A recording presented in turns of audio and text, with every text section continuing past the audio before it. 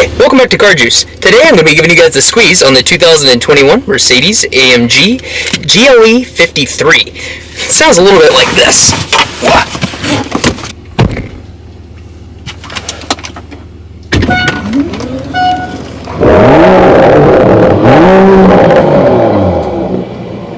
Not too shabby if I was to say so myself. Let's get into the review. The 2021 Mercedes GLE 53 is actually a really good car. I've been driving it around all morning and finally decided, yeah, maybe I should just go ahead and knock this video out.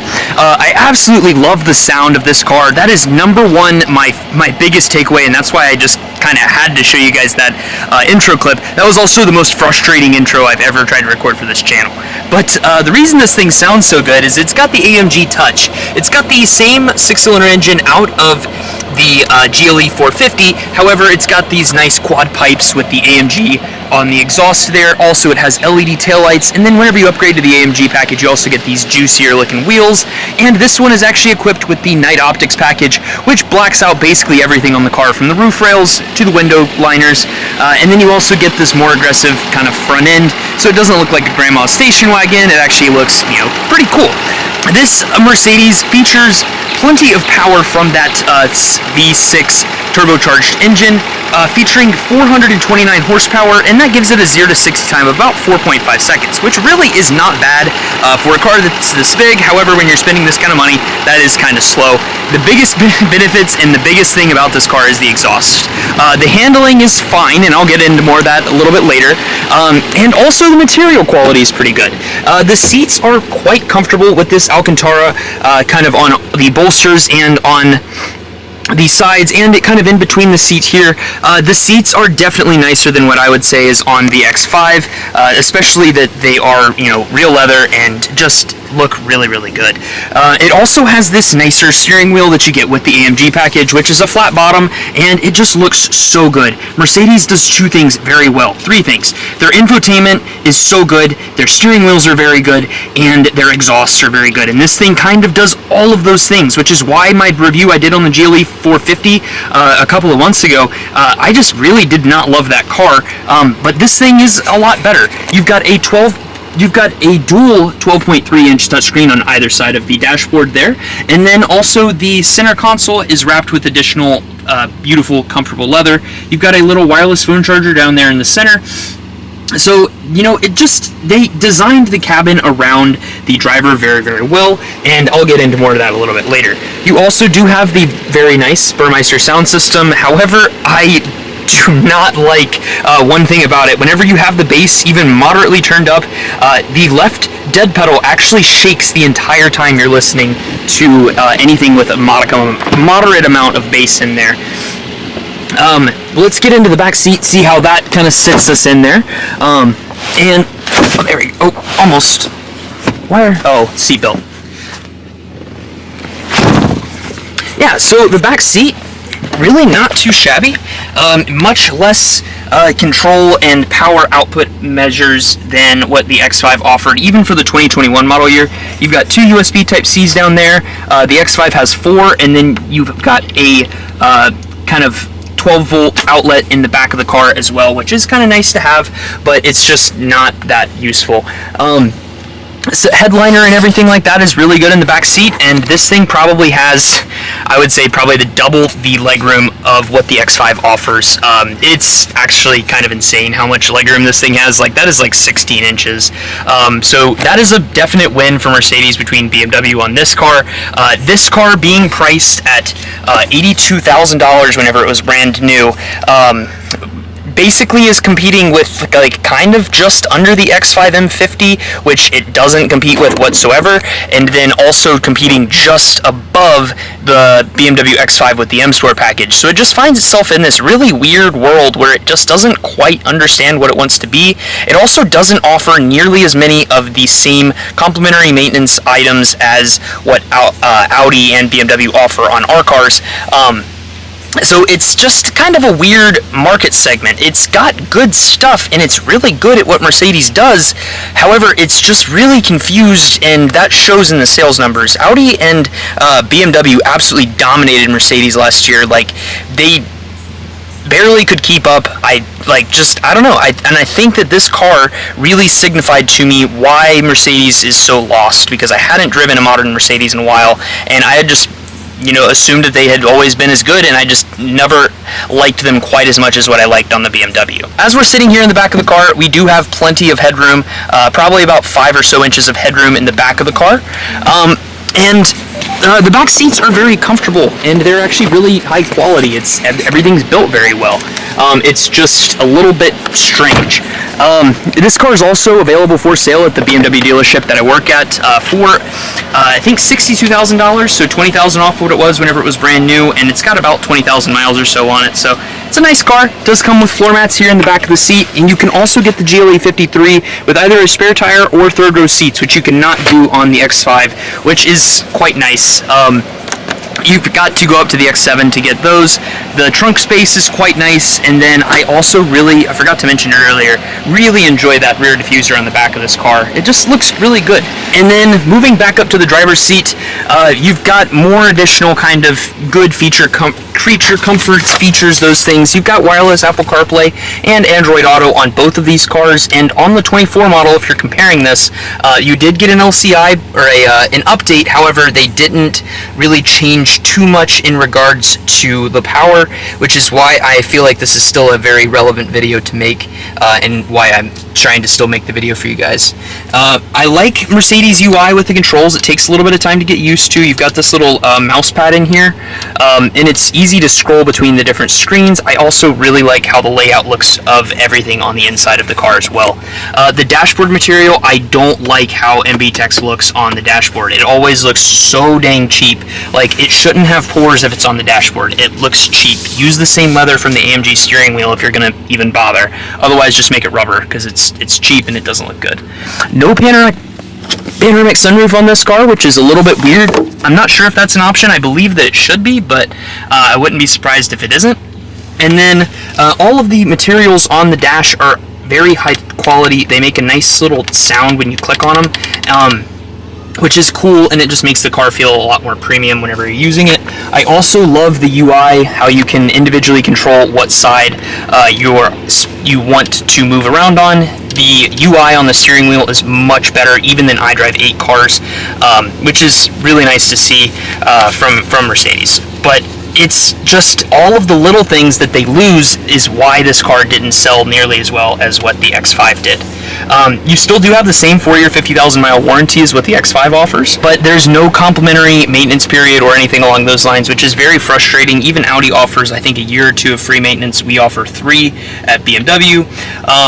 And then you do have optional heated seats as well as optional cooled seats. This one is equipped with the heating but no cooling. And overall, just not too bad as far as other creature comforts go. I wish that the seat controls weren't on the door on this car, which is a little bit frustrating, but it is what it is. I do want to pop the hood to quickly show you guys what I have going on underneath the hood there. Under the hood, you have this really cool carbon fiber cowl, signifying that this thing is an AMG. No longer are the engines completely hand-built, but it does look really good, and it runs really smooth. This thing cools very quickly. The 9-speed transmission actually is quite nice. I'll get into more of that a little bit later. And then you've got the Mercedes logo proudly portrayed on the front of the vehicle. That 6-cylinder engine does look quite good in there, but 6 cylinders on side to side means it doesn't corner quite as good as what the X5 does, just with how it displaces all the additional weight. But yeah, I mean, we've pretty much touched on everything that I wanted to tell you guys about the exterior of this car. So I think we should just take it on a quick little drive and see what that feels like. All right, so behind the wheel of the AMG GLE 53, you are much happier than on the outside of it, I will say. Because inside of it, you can make it make good sounds. And you've also got this incredibly nice steering wheel that is just probably one of the best. Mercedes has the best steering wheels. Like, they just straight up do. It's just that they don't understand how to price and market their product correctly. Like, they have such a good place. It's just the problem is that they can't, like, they just they just aren't competing with the same offers that BMW and Audi are offering. And namely, that the reason that BMW is doing so well today is because they came out with that V58 engine and because of how reliable it is. This engine is a turbocharged V6, making a ton of power subjectively for a factory vehicle. I get it's a 53 AMG and everything, but the thing is that at the end of the day, it's not like they're using forged internals or using any kind of special parts or anything like that. This thing with the 48 volt mild hybrid system actually uses an electronic supercharger, so it is supercharged and it's turbocharged. It's got a 48 volt like mild hybrid system, so it's just not the best idea that I've ever kind of heard as far as reliability goes. But it sounds so good. Like, I just want to like it because I like the sounds it makes even better than BMW V8 sounds. Like, it just is so happy to pop and crackle and snap that it just makes you want to like it. It doesn't lean into the hardcore luxury vibe like the GLE 450 did, which left it feeling more or less gutless. It really leans into the sporty thing, but the problem is it doesn't lean into it enough to give it enough power to then make it competitive with BMW for how close of a price they pay for it. These new ones started around $87,000 in 2024. This one was priced at $72,000, which just doesn't make sense. It's like, if you're gonna price it out at that kind of price, you should offer the same comparable equipment to what BMW has. If you offered the additional maintenance, I think that people would be less afraid of it. If you design an engine that's more reliable instead of just stuffing more unreliable horsepower into that engine, then people would talk more about your cars. That's why BMW is being so successful right now. You make the cars listen to that! You make the cars make excellent sounds, just make it so that the car makes excellent sounds, but then the engine doesn't explode, or it doesn't have, major issues or oil consumption or just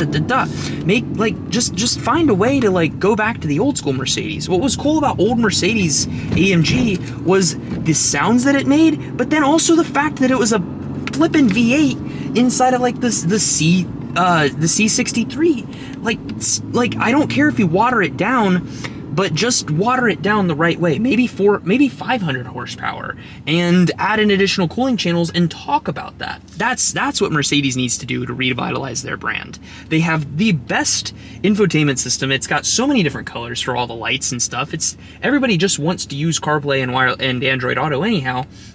So maybe just work on making that better, make the engine part better, because that's where Mercedes has really fallen off, between the reliability, them not stepping up for the maintenance, and then frankly just not knowing how to price and market their cars correctly just really ruins it. I think it's really cool that this car doesn't have the double pane glass windows, because that defeats the purpose of what this car is supposed to be. But it should have a panoramic sunroof.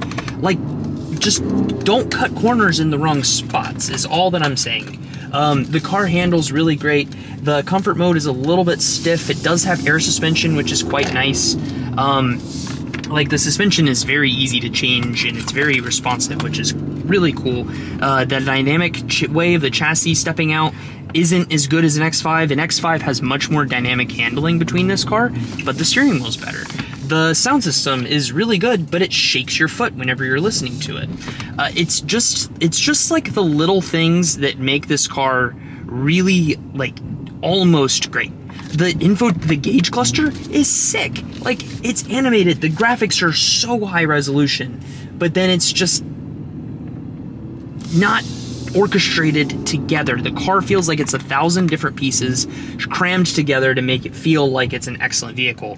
Hopefully the new ones are a little bit better, but being that they increased the price on them insanely, I don't feel like they are. Bring back a V8, bring back a turbocharged V8, give it 500 horse, and I think that this would be a better car.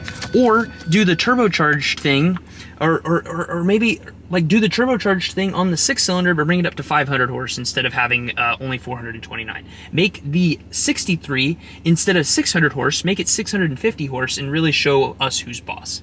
Mercedes, we want you to come back. We want you to be Mercedes again. Take the stupid door controls off of the seat controls off the dang door. We don't want it there. And your wireless charger works really good. Your sound system sucks because of the way that the bass comes out. Overall, great car. I think for 62 grand, I think that this is actually a really good value because you're getting this car with like very low miles. Let's see how many miles we're at here. You are able to get a Mercedes, I think, with about 20,000 miles is what this thing has on it for $62,000, which is really good. But don't buy one of these new. It's dumb. I don't see these things holding their value very well, and people are all about BMW right now. If you're gonna buy one of these, get it used, and it's a great car. This was like one of the early years for it, so they've started to come down in price, so you can still pick one up certified, maybe with some warranty, or if you want to save some money, pick ours up at BMW Cincinnati North. Yeah. Window controls, they're great. Yeah, that's a weird way to end the video, but I'm out of things to talk about. I need to go back in and work some deals, so yeah, thank you guys for watching. I'll catch you guys in the next one. Deuces.